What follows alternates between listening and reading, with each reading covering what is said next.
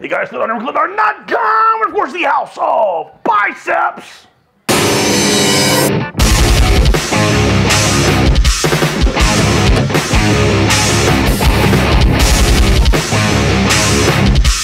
I'm here at the House of Biceps. It is the Wednesday after Easter. I'm rocking and ready to go. This is my standard powerlifting Wednesday, but as I've said a million times over, it is my feeder into Strongman Sunday. Which brings me to a very interesting question that I got this week. Clint, do I need to be doing a dynamic effort training day? Now, if I pretended that I had no clue what sport you were training for, this would be my answer. Absolutely freaking yes. In almost any sport that you can look at, power, output it's what you're looking for. Output is the output. Football, baseball, soccer, football, martial arts, powerlifting, strongman, weightlifting, everything really comes down to how much output, how much power you can output. And can you output everybody else, especially if it's a competitive sport? And when looking at that equation of getting the biggest output, the most power, well, speed is the one factor that you can tweak and turn the most and get the greatest change in the outcome. Basically, you can add a little bit of speed and get a lot more output. And speed, well, sort of has to be trained. I still believe that you're either born with it or you're born without it, but for sure you can improve it. Because there are a lot of ways to improve speed. If you are doing a skill, and I know you as a fighter are working on a skill, pretty simple. I would ask you, how do you get faster? How do you throw a punch faster? How do you throw a kick faster? How do you become faster than your opponent? And the answer is almost always you get better technically. Basically, you make less mistakes. You do everything right more often. And you learn to throw everything with a little more attitude, a little more snap, a little more power. But it still comes down to technique and effort. So when looking at speed work and dynamic effort, it does get a little bit confusing when you're outside of the powerlifting world, when you haven't heard of dynamic effort. But if you are a fighter, and you are, I do know you personally have several days in your week, in your month, in your fight preparation phase that you focus on nothing but just speed. And the way that you improve that speed still is technique and through speed drills. As far as getting stronger in the gym, it's the same thing. When you see me today doing dynamic effort box squats, dynamic effort bench press, you see me working on perfecting technique. So I need several sets. I can't do that in just 3 sets. I need a bunch of reps to do that. But I also have to find some kind of way to force myself to be faster. I can't just use straight weight on the bar. I have to use bands or chains, because that accommodates the resistance and forces my body to move quicker. If you were throwing a punch, well, you explode from here, and then what happens? You need something to teach you to explode all the way through. It's the same thing with my box squats. Going down, learning to explode on the way up, explode off the box, and explode all the way through the bands and through the chains.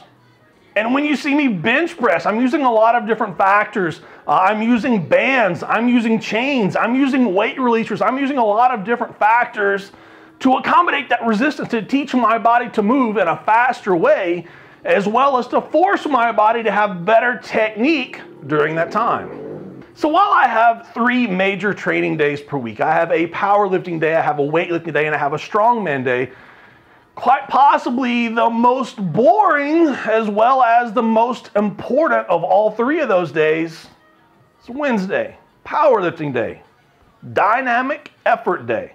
It's the day that I work on building speed and explosiveness throughout my entire body.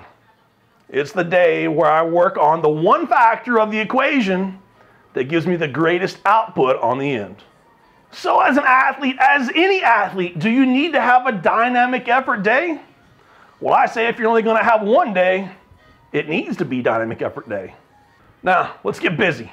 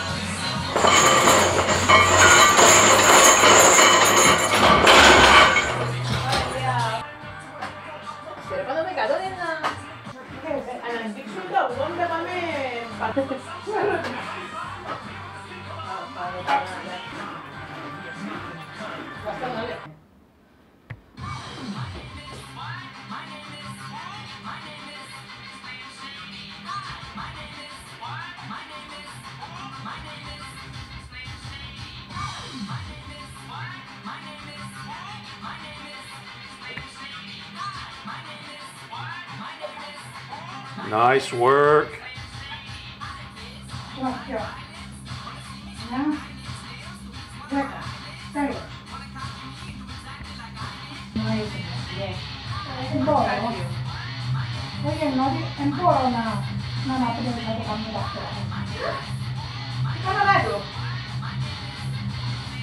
Nice. Bravo, bravo. Shoulders down, shoulders down. Electronic. Bravo. Bravo. Τώρα electronic. Τώρα είναι. Τώρα, μπράβο. Γι' αυτό πως σταθεροποιήσε. Αν είσαι χαρά μέσα στον πνεύμα, δεν θα δράσεις. Έκανα τα. Δεν κάνουμε ένα σχολείο. Θυμάσαι.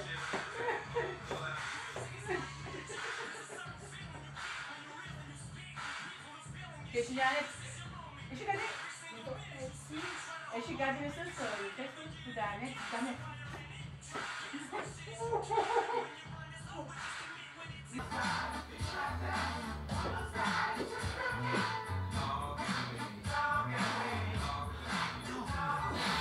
Just up, come on. Nice. Bravo, bravo, Arti.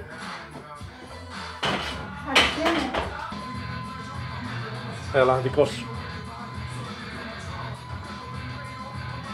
Στήθος. Μπράβο. Μπράβο. Bravo. Bravo.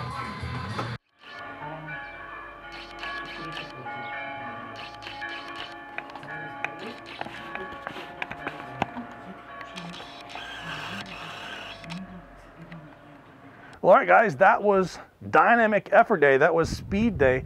Box squats were solid. I took off last week, so today I was easing back into things, finding a slightly bit better bar position with the OBB power handles. Not a bad day. Speed was good, still working raw. Give me a couple of weeks, I'm gonna work back into putting my briefs on, putting some full gear stuff on, increasing those numbers a little bit. Now, I did stop at 5 plates. 5 plates was pretty solid. I did get 5 plates a few weeks ago.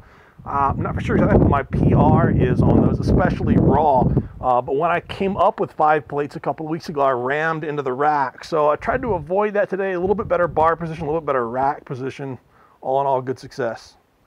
Finished off with some good mornings, did not go heavy, stuck with the volume, 1 plate aside, plus the handles, and of course, the Onyx heavy bands, killing my lower back as I widen my stance out. It's a little bit more hamstrings because I am able to keep that solid arch in my back and use just my hamstrings to make the lift instead of keeping a flat, neutral, or even slightly rounded back with a slightly closer stance. So going to continue making progress, making slow increase in jumps on those.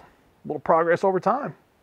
And then the weight releasers, man, I can't say how much I like these as I'm continuing to use them. It feels kind of light, and I look at the bar and there's only 130 pounds on the bar. But once I calculate that there's 130 pounds in the bar, 70 pounds of chains, 90 pounds of band tension, and 110 pounds of weight releasers, I realize I've got my 1 rep max on the bar or considerably better raw. For multiple singles. And that's continuing to raise my training max. And that's really, really important for the multiple athlete, the multi-athlete, the guy doing strongman, powerlifting, weightlifting, maybe even CrossFit, the person doing lots of exercises and not specializing in strong powerlifting, as well as the athlete specializing in powerlifting who needs to do speed work, who needs to do tricep work, who needs to increase their bench press without tearing up their elbows, shoulders, and pecs, but they still need to continue to handle large percents of their 1 rep max for repetitions every single week. I finished off in the back room with some abs and triceps, not wanting to do too much. I know my abs aren't as strong as they need to be, so if I kill myself on abs, that's going to lead me down a quick, fast, winding road to back painville. And if I kill myself on triceps after not really doing any direct tricep work for a few weeks, maybe a couple of months, and I'm not going to be able to move my arms for a few days. And I've got weightlifting on Friday and strongman on Sunday.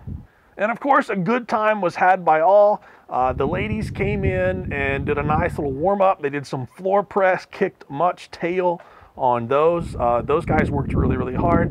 Finished off with some squats. Expect to see some big things out of those ladies sometime soon.